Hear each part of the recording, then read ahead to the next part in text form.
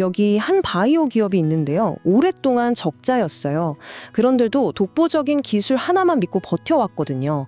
바로 사이토젠 얘기입니다. 이 회사가 과연 진짜 중요한 전환점을 맞이한 걸까요? 오늘 이 이야기 한번 제대로 파헤쳐보겠습니다. 자, 한번 생각해 보세요. 조용하던 회사 주가가 갑자기 정말 하루아침에 폭발하는 경우가 있잖아요. 도대체 왜 그런 걸까요? 그냥 떠도는 소문 때문일까요? 아니면 뭔가 진짜 근본적인 변화가 시작됐다는 신호일까요? 바로 이겁니다.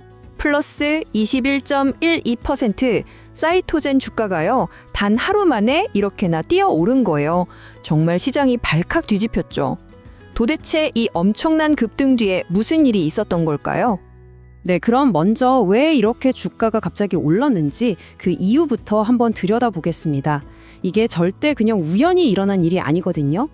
모든 게 바로 같은 날 터진 두 개의 진짜 대박 소식 때문이었습니다.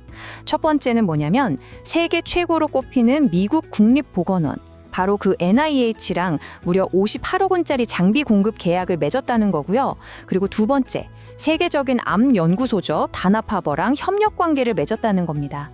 이 두 가지 소식은요, 그냥 계약 하나 땄다 이게 아니에요. 사이토젠의 기술력을 세계 최고들이 인정했다는 아주 강력한 신호탄이었던 거죠.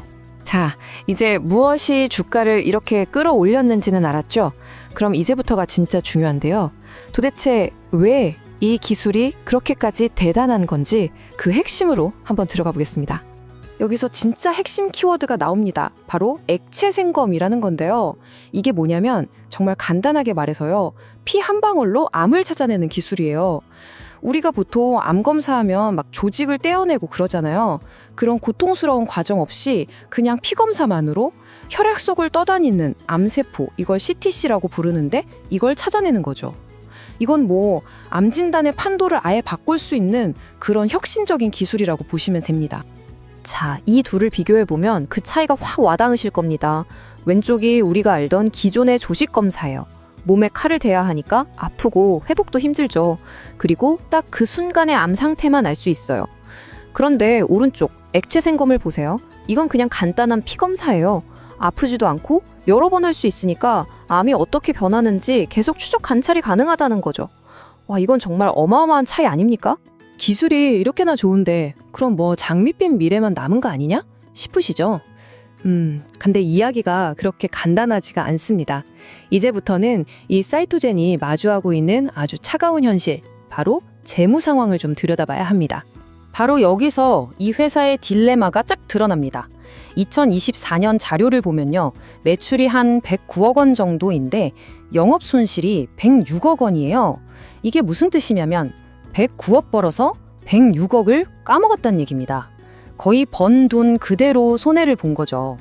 기술은 혁신적인데 회사는 돈을 전혀 못 벌고 있었던 아주 심각한 상황이었던 겁니다. 그런데 말이죠. 여기서 또 재미있는 반전이 하나 있습니다. 이 그래프를 한번 보세요. 사이토젠의 부채 비율이 48% 정도거든요. 근데 동종업계 평균은 거의 78%에 가까워요. 훨씬 낮죠. 이게 뭘 의미하냐면요. 네, 지금 당장 돈은 못 벌고 있지만 적어도 빚은 별로 없다는 거예요. 회사가 재무적으로 막 휘청거리는 위험한 상태는 아니라는 일종의 안정성을 보여주는 지표인 셈이죠. 그러니까 상황이 딱 이렇게 정리되는 겁니다. 한쪽에는 정말 엄청난 잠재력을 가진 기술이 있고 다른 한쪽에는 수년간 계속된 적자라는 현실이 있는 거죠. 그래서 바로 이 질문을 던질 수밖에 없습니다. 과연 이 대단한 기술이 이 힘든 재무 상황을 이겨내고 회사를 성공시킬 수 있을까? 이게 바로 사이토젠 앞에 놓인 가장 큰 숙제인 겁니다. 자, 그럼 이 어려운 숙제를 풀기 위해서 사이토젠은 도대체 어떤 계획을 세우고 있을까요? 이제 그들의 구체적인 전략을 하나씩 짚어보겠습니다. 사이토젠의 전략은 크게 세 가지로 볼 수 있습니다. 첫 번째, 가장 큰 시장인 미국을 직접 뚫겠다는 겁니다. 그래서 현지 연구소를 인수해서 바로 서비스를 제공하려고 하고 있고요. 두 번째는 여기에 인공지능, AI를 붙이는 겁니다. 이걸로 분석의 정확도와 효율을 확 끌어올리겠다는 거죠. 그리고 마지막 세 번째, 단순히 암세포를 찾아줍니다에서 끝나는 게 아니라 아예 신약 개발 회사들의 파트너가 되겠다는 거예요. 새로운 항암제가 효과가 있는지 검증해주는 역할을 하는 거죠. 이건 그냥 기다리는 게 아니라 돈을 벌기 위해 아주 공격적으로 움직이고 있다는 뜻입니다. 자, 이제 거의 다 왔습니다. 마지막으로 사이토젠의 미래를 한번 정리해 볼게요. 모든 일에는 빛과 그림자가 있듯이 이 회사 앞에도 엄청난 기회와 또 만만치 않은 위험이 동시에 놓여 있습니다. 과연 어떤 것들이 있을까요? 기회부터 한번 볼까요? 지금 미국이 생물보안법 때문에 중국 바이오 기업들을 견제하고 있거든요. 이건 사이토젠에겐 시장을 파고들 절호의 기회가 될 수 있죠. 그리고 앞서 말한 NIH와의 계약, 이건 뭐 우리는 세계 최고와 일하는 회사입니다. 라는 최고의 보증수표나 다름없습니다. 반면에 위험도 분명합니다. 이미 시장에는 랩코프나 가던트 헬스 같은 공룡 기업들이 버티고 있어요. 경쟁이 정말 살벌하죠. 그리고 아직 돈을 못 벌고 있다는 재무적인 약점, 또 각 나라의 까다로운 허가 절차를 뚫어야 한다는 과제도 남아 있습니다. 이 모든 걸 종합해 보면 결국 우리는 맨 처음에 던졌던 그 질문으로 다시 돌아오게 됩니다.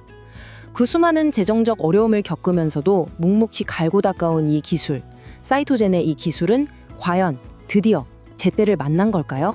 최근에 보여준 주가 급등이나 대형 계약들은 분명히 중요한 터닝포인트가 될 거라는 신호인 건 맞습니다. 하지만요, 앞으로 가야 할 길은 이 눈부신 기술이 정말로 돈을 버는 성공으로 이어질 수 있는지를 스스로 증명해야만 하는 아주 혹독한 시험대가 될 겁니다. 과연 그 시험을 통과할 수 있을지 앞으로 계속 지켜볼 이유가 충분하지 않나 싶습니다.